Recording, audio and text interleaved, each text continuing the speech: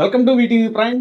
ఈ వారాంతపు రివ్యూ కార్యక్రమంలో ముఖ్యంగా 4 అంశాల గురించి మనం స్పష్టంగా, సూటిగా డిస్కస్ చేద్దాం. ఒకటి, వెన్నుపోటు దినం తర్వాత జగన్ గ్రాఫ్ పెరిగిందా? రెండో అంశం, ఈ మధ్య గమ్మత్తుగా కొంతమంది సర్వేలు నిర్వహించారు.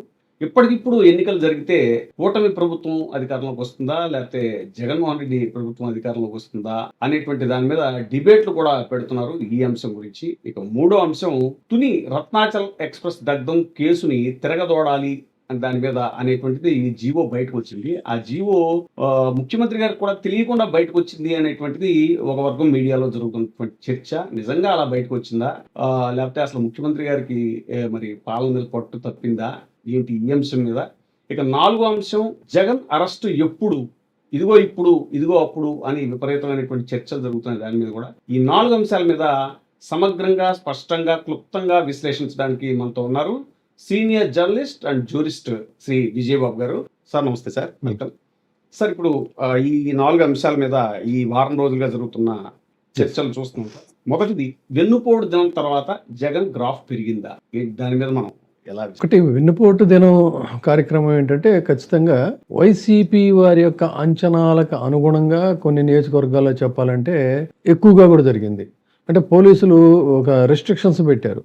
ఆ రెస్ట్రిక్షన్స్ లోపలే మీరు ఇంతమంది ఉండాలి, ఇంతమంది కంటే ఎక్కువ ఉండకూడదు అంటే కూడా వందల సంఖ్యలో జనం వచ్చారని చెప్పిన వాళ్ళ మీద కేసులు పెట్టిన సంగతి ఇప్పుడు ద్వారకానాథ్ రెడ్డి, పెద్దిరెడ్డి తమ్ముడు, ఇలాంటి వాళ్ళందరి మీద కూడా కేసులు పెడుతున్నారు.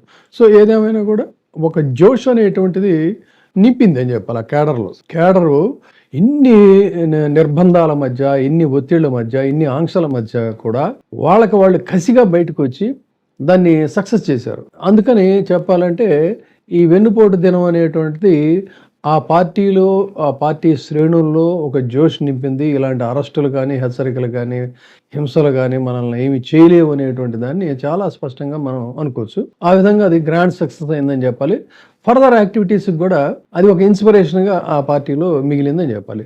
అయితే తద్వారా జగన్ గ్రాఫ్ పెరిగిందా ఏంటంటే, అసలు గ్రాఫ్కి ఏంటి క్రైటీరియా అనేది నేను అడుగుతాను. దేనికి ఏంటి గ్రాఫ్ ఏంటి అసలు? ఇప్పుడు ఏమనుకుంటున్నారు, ఇంకేముంది, ఇవన్నీ ఒత్తిళ్లు చేస్తున్నారు, హెచ్చరికలు చేస్తున్నారు, కేసులు పెడుతున్నారు కార్యకర్తల మీద, వాళ్ళ అనుచరుల మీద, కుడి ఎడమ భుజాలకు సంబంధించినటువంటి వీళ్ళ మీద. కాబట్టి జగన్ పని అయిపోయిందిలే అని చెప్పని విస్తృతమైన వాళ్ళ మీడియా ద్వారా ప్రచారం చేశారు. అంతేగాని దాని ద్వారా అతను ఏదో డీలా పడిపోయాడని చెప్పని, బలహీనపడిపోయాడని, తద్వారా ఈ కార్యక్రమం ద్వారా ఏదో గ్రాఫ్ పెరిగింది అనుకోండి. ఇవన్నీ కూడా ఏంటంటే ఏదో రాజకీయంగా డిబేట్లు పెట్టుకోవడానికి, దానికి స్పెక్యులేషన్స్కే తప్ప అదేమి కాదు.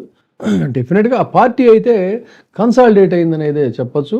దీనికిను జగన్ గ్రాఫ్కి నేను సంబంధం ఉందని నేనైతే చెప్పను. అది మరి అతిశయోక్తి అవుతుంది సార్. అలాగే సమాంతరంగా ఇప్పుడు జనసేన పార్టీ పిలిపించిందండి వాళ్ళ అధినాయకుడు 1 ఇయర్ సుభిక్షంగా పరిపాలన జరిగినందుకు దీపావళి, సంక్రాంతి జరుపుకోండి.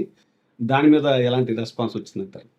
అంటే మరి ఆయన పిలిపించిన తర్వాత ఎవరో దీపావళి జరుపుకోలేదు, సంక్రాంతి జరుపుకోలేదు. జనం మధ్యలోకి వెళితే ఆయన సజ్జల రామకృష్ణారెడ్డి ఆయన ఒక మంచి డైలాగ్ చెప్పాడు, వెళ్ళమనండి, జనంలోకి వెళ్ళి జరుపుకోమనండి, వెళితే తెలుస్తుందని చెప్పని. సో అలాంటి ప్రయత్నాలు కూడా, సాహసం కూడా వాళ్ళు ఏం చేయలేదు.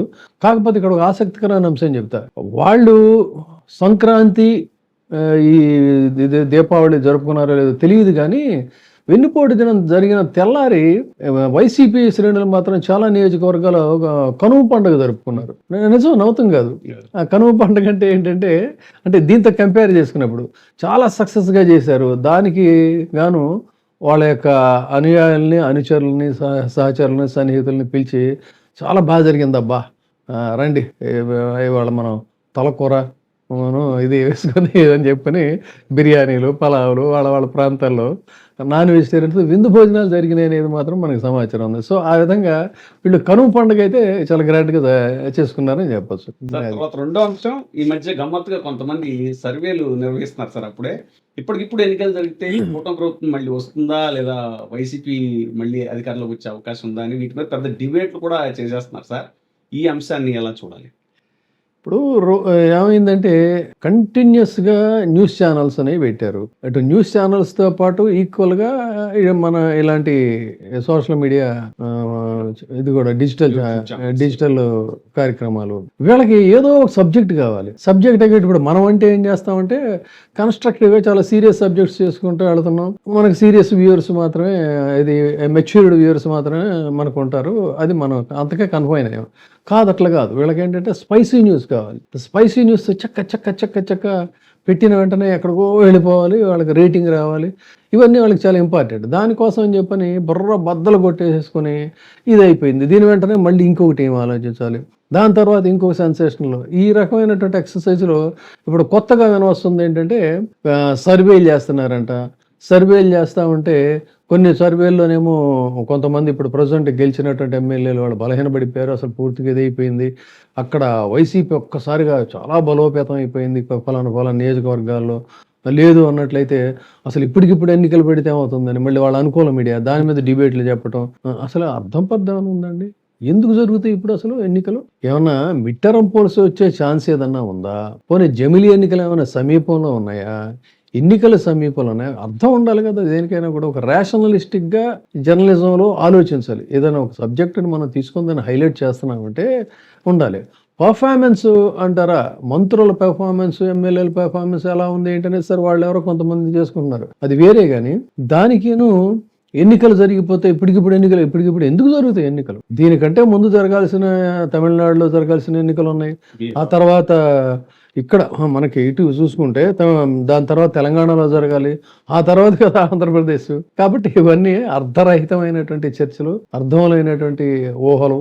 అందుకని వాటి జోలికి వెళ్ళడం అనవసరం అని అది సంబంధం లేదు అసలు. ఇప్పటికప్పుడు ఎన్నికలు జరగడం అనేది ఒక మిథ్య. సార్, మూడో అంశం, తునిలో రత్నాచల్ ఎక్స్ప్రెస్ ని దగ్ధం చేసిన కేసు అప్పట్లో 2016లో జరిగిన కేసుని మళ్ళీ తిరగదోడి దాని మీద మళ్ళీ కేసులు పెట్టాలి అనేటువంటి దాని మీద జీవో ఒకటి రిలీజ్ అయింది సార్. చాలా దుమారం రేగింది. అయితే ఆ దుమారం రేగిన నేపథ్యంలో మళ్ళీ అసలు ఇది ఎలా బయటకు వచ్చింది, ఈ జీవో ఎవరిచ్చారు అంటూ ఒక చర్చ ప్రారంభమైంది. అసలు ముఖ్యమంత్రి గారికి ఆ జీవో గురించి తెలియదంటూ కొన్ని న్యూస్ ఛానల్స్లో డిబేట్లు పెడుతున్నారు సార్. అంటే దీన్ని ఎలా విశ్లేషించాలి? ఇది చాలా చాలా వ్యాలిడ్ పాయింట్, ఇంపార్టెంట్ పాయింట్. అసలు దీని మీద జీవో వచ్చింది, జీవో తీసేసారని వచ్చినాయి. కానీ అసలు ఏం జరిగింది, ఏ సెక్షన్లో పెట్టారు ఏంటనేది మనం చాలా మంచి సమగ్రమైనటువంటి వీడియో దీని మీద చేసాం. అయితే ఇక్కడ వెరీ ఇంపార్టెంట్ పాయింట్ ఏంటంటే అసలు ఎందుకు ఈ ప్రస్తావన పై తెర మీదకి వచ్చింది? దాదాపుగా ఈ కేసులన్నీ కొట్టేయడమే కాకుండా కోర్టు కూడా ఏం చేసింది, వ్యాఖ్యానించింది.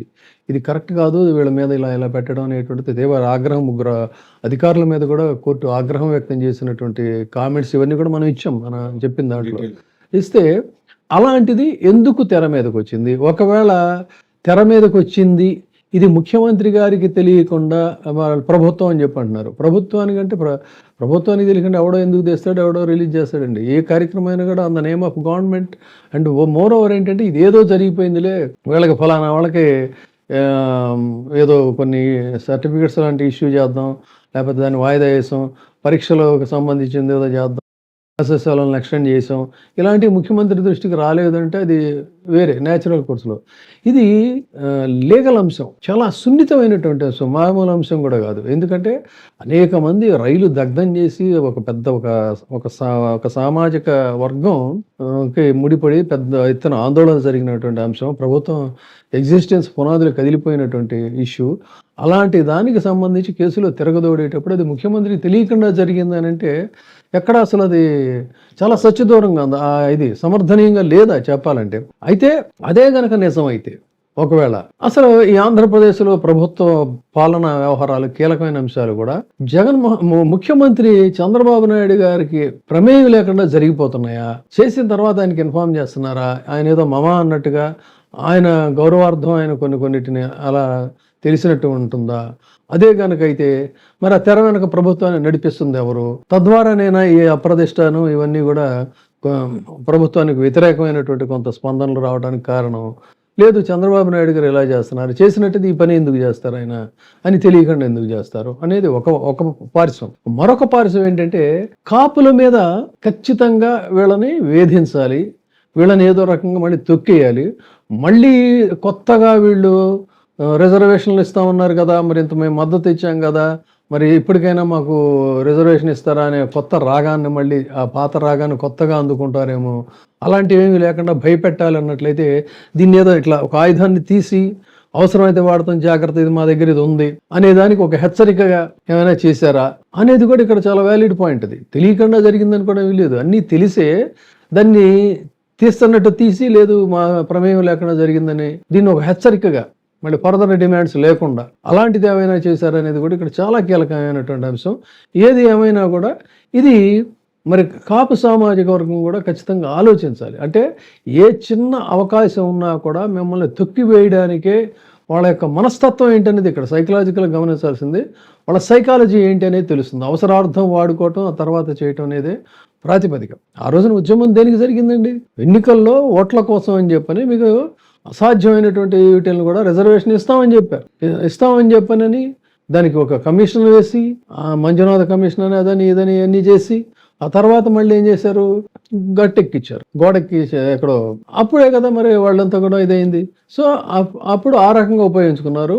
ఇప్పుడు మళ్ళీ ఒక వార్నింగ్ టైప్లో దీన్ని తెర మీదకి తీసుకొచ్చి హెచ్చరించేటువంటి విధానం. కాబట్టి ఇది మరి ఆలోచించుకోవాలి సార్. తర్వాత ఇంకో అంశం, 4వ అంశం, జగన్ అరెస్టు.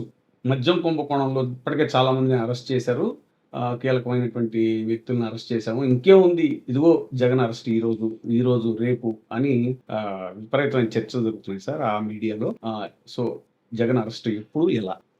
జగన్మోహన్ రెడ్డి అరెస్ట్ వార్త ఇది ఎలా ఉందంటే, గతంలో మరి గుర్తుందో లేదో Y2K వార్త, అదే ఇంకా అంతకుముందు ఇప్పుడు వాళ్ళకి గుర్తుందో లేదో తెలుసో తెలియదు కానీ, స్కైలాబ్ శకలం, మన అంతరిక్షంలో స్కైలాబ్ వెళ్ళిన తర్వాత ఆ శకలం పడిపోతుందని, అది ఎక్కడ పడుతుంది, ఎప్పుడు పడుతుంది, పడితే ఏమైపోతుంది అనేది కొన్నాళ్ళ పాటు ఉత్కంఠగా ఉండేది.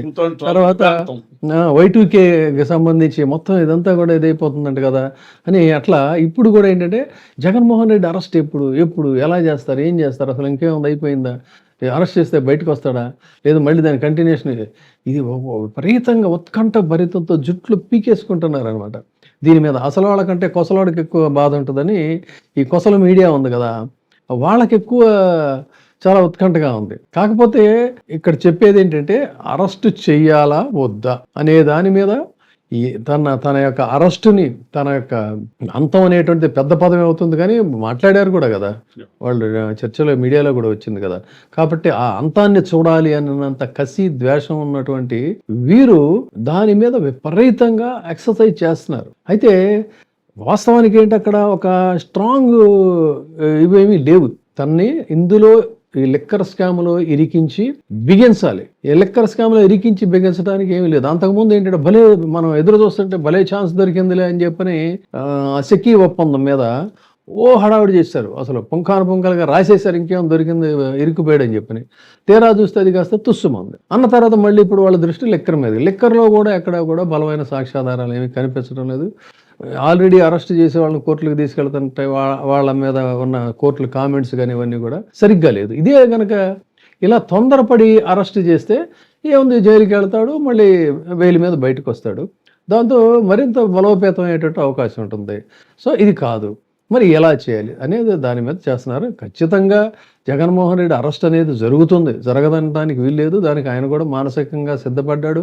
వాళ్ళ పార్టీ శ్రేణులు కూడా అందుకు సంసిద్ధులే ఉన్నారు. ఇందులో ఏమి పెద్ద శశభేషలు ఏమీ లేవు. ఎందుకంటే వాళ్ళ ఇది మనకి ఇంగ్లీష్లో ఒక సామెత ఉంది, coming the events cast their shadows అని చెప్పని. సో వాళ్ళ వ్యవహార శైలి అవన్నీ కూడా తెలిసిపోతానే ఉన్నాయి. సో ఈ నేపథ్యంలో ఇప్పుడు ఒక కన్స్ట్రక్టివ్ ఇష్యూ ఉంటే తప్ప అరెస్ట్ చేసే పరిస్థితి లేదు. సో మొత్తం మీద ఏడాది పూర్తయింది కూటమి ప్రభుత్వ పాలన. ఇప్పుడు రాజకీయ పరిణామాలు చాలా శరవేగంగా మారుతున్నాయి. ఇలాంటి ఆసక్తికరమైనటువంటి చర్చల కోసం నిరంతరం చూస్తూనే ఉండండి. VTV prime. లైక్ చేయండి, షేర్ చేయండి, సబ్స్క్రైబ్ చేయండి. Thank you.